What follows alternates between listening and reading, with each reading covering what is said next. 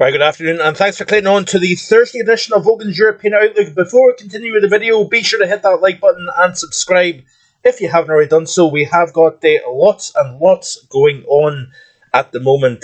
We're going to look at the medium to longer range in today's video. We do have the next system moving across the UK as I speak, and what is going to happen is that will clear away, and we're going to see a third out of the last 3.5 days moving in across southern UK as we progress through later tomorrow and into Saturday. Then we open the floodgates to Arctic air back in from the north and the northeast.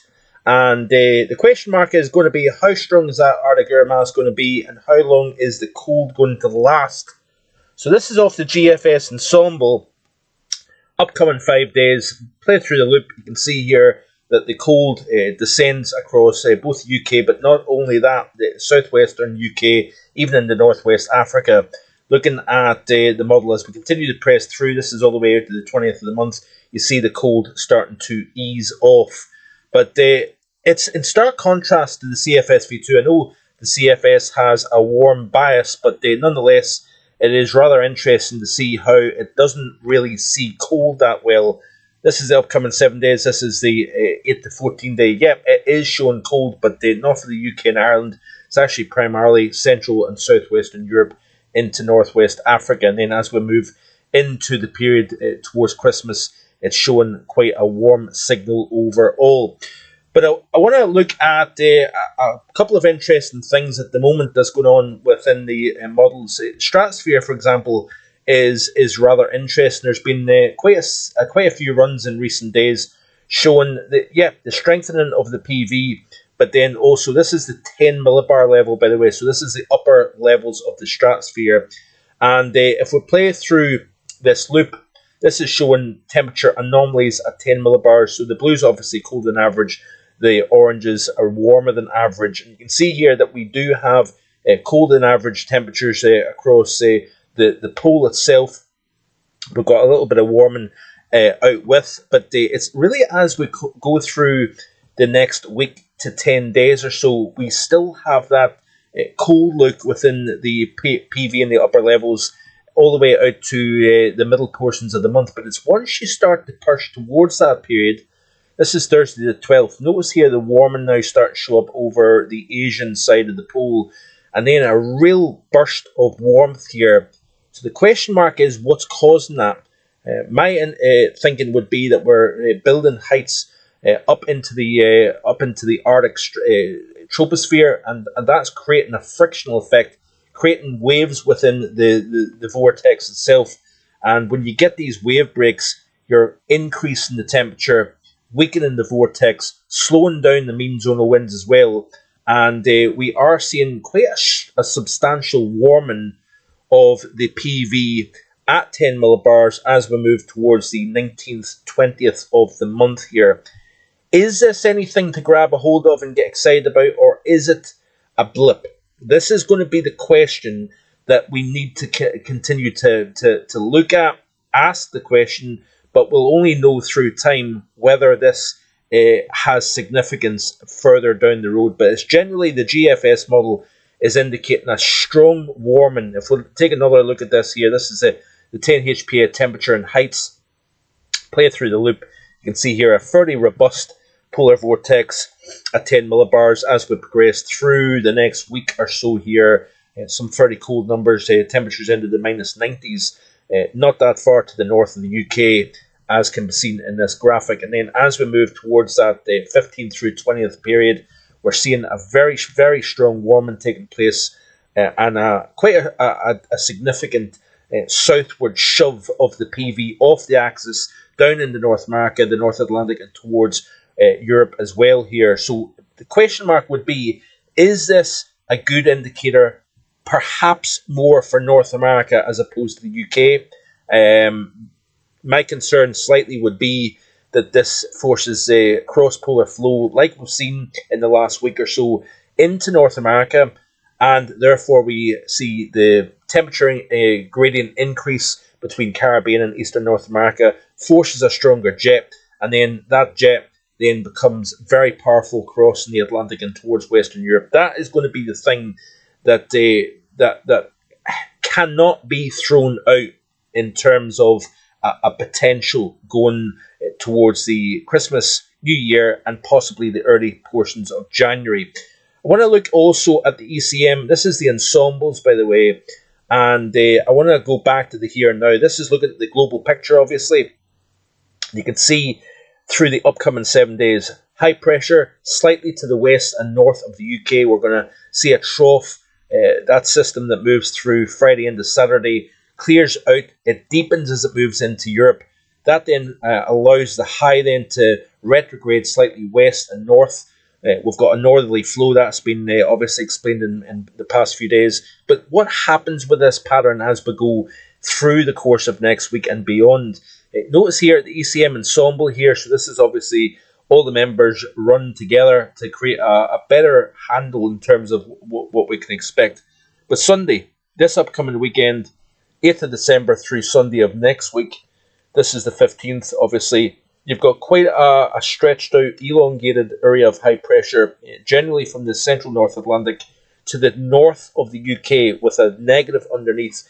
That is an easterly flow and a rather chilly overall solution. Playing through to the period now between the middle of December and beyond that, you can see that we've got quite an interesting look here. Negative over the UK, Ireland, Western Europe. The positive North Atlantic extending up towards Greenland. That certainly is quite a negative, both AO as well as NAO look here. So this is certainly going to be quite a complex situation to monitor. And I'm quite interested to really see how this pattern evolves. That's the ECM ensemble. Let's look at the weeklies off the model and see where it's indicating for the same time frame. So we know that the high is going to retrograde west up towards Greenland. We've got exiting areas of low pressure to the east. That's going to open the floodgates to Arctic air. We're increasing the chances of snow, but we're not really looking specifically at snow just yet. I think I'll hone in on that probably towards tomorrow, and possibly do a European outlook on Saturday. No tropical outlooks now. That is done for the season. But this is the period between Sunday 15th and Sunday the 22nd of December. And again, similar idea to the ensemble. The weeklies have this high over the North Atlantic, and also the negative over the UK as well as Ireland. Also, looking at Europe specifically for this time frame, you can see there's the deep trough in terms of the temperature anomalies for the same time frame. We're looking at not horrendously colder than average, but certainly colder than average nonetheless. Go back to the here and now, and you can see that as we play through this, certainly looking cold towards the middle portion of the month. The question mark is, do we then see a pullback and a warming trend towards the Christmas New Year period? So we know we're turning colder next week. Details on that still remains to be seen. But the question mark is, do we have this pull out and a return to milder conditions before Christmas? Certainly the period now, this is Thursday 12th, Thursday the 19th. We've got a colder than average signal across Western Europe, extending from Iceland to northwestern Africa. Continue to play through this. You notice that we ease the cold period. This is Saturday the 21st through Saturday the 20th of December. There's a lot of questions more than answers at the moment. There's no denying that. There's no getting away from that. But I'm curious to see what this situation happens with the polar vortex, because we've seen that before and it's backed off. We've seen stratospheric warmings. We've seen major stratospheric warmings, and they've not necessarily led to bitterly cold conditions over Western Europe. That's a thing that has to be considered as well. But looking at the mean zonal winds according to the ECM model through the latest run, this is the mean zonal wind. This is one of the two measures in terms of distinguishing how strong the PV is. We're at record strong levels at the moment. We're above that thin red line at the top. That is record strong. So you can see that all the members are above that line, showing that we've got strong and record strong mean zonal winds surrounding the polar vortex. When you get to the thick red line, that is the climatological average. And you notice that we go from record strong to below average in terms of the strength of the PV. Now, my thinking and possible understanding of this is that what's causing that weakening of the polar vortex. In my opinion, we're seeing blocking across the high latitudes that's creating the frictional effect within the stratosphere. But you can see here that we have this steady, according to this run, you can see this steady drop off, and then it remains below the average as we progress from, say, the week running up to Christmas, all the way out to the middle portions of January.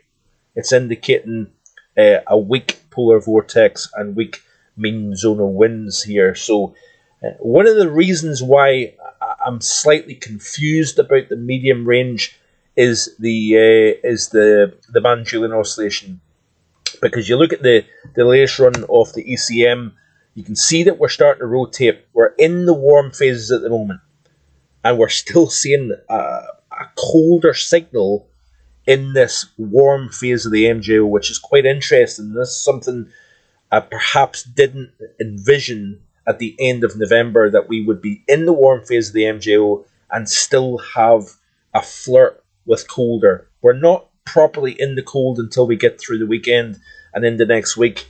It may be a transient situation based on this, but look at how in the day, the pinky dots represent day 5, then the orange dots represent day 10, and day 15, the blues, were in phases 6 by day 15 here. So you kind of do the maths and you work it out that we are potentially in phases 6 by day 15. We're on the 5th of we're on the 5th, day 15. You're talking about the 20th of December. Crucial period.